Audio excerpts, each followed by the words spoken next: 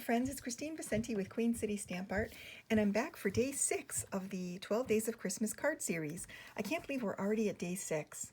So today we're going to be making this really pretty, whimsical Christmas card using product from the Snowflake Wishes bundle. And I wanted to show you kind of how to make this base card because this is a fun fold.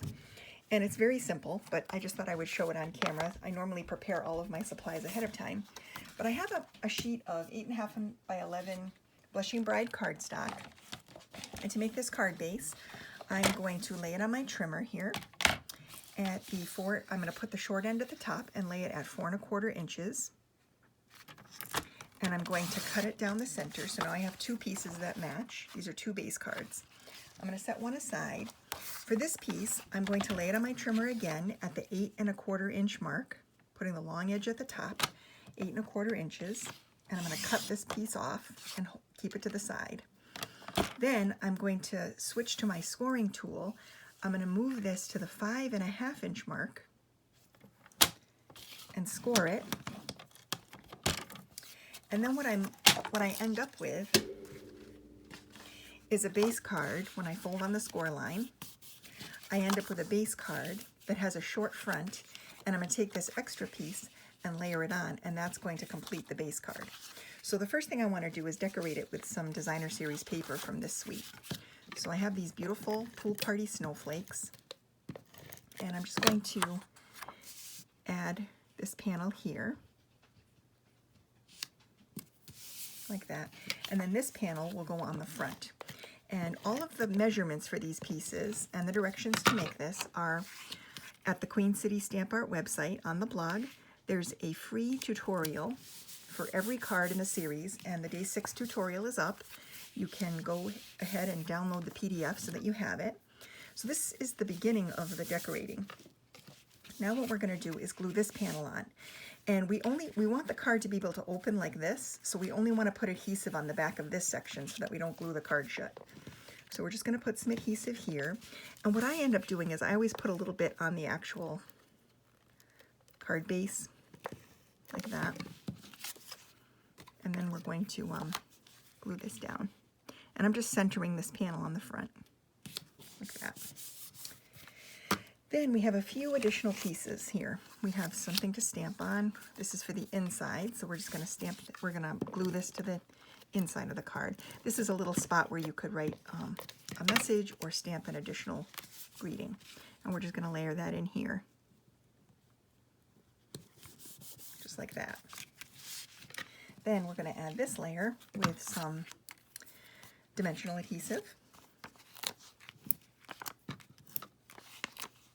These are really fun cards to make, and they look so cute in all different themes. This is a really easy fun fold Christmas card. It's very simple to make it, and there's no waste. As you saw, I cut off the end of that base card piece, and then I just turned it to use as this section. So it's very economical to make these cards because there's no waste at all, which is always so nice. So we're going to layer that up, and then we're going to take our real red ink pad, and I have a sentiment stamp from the Snowflake Wishes stamp set, and we're just going to stamp this on the panel. This little panel is from the Stitch So Sweetly dies, and we're going to layer this piece on top of here with some dimensional adhesive.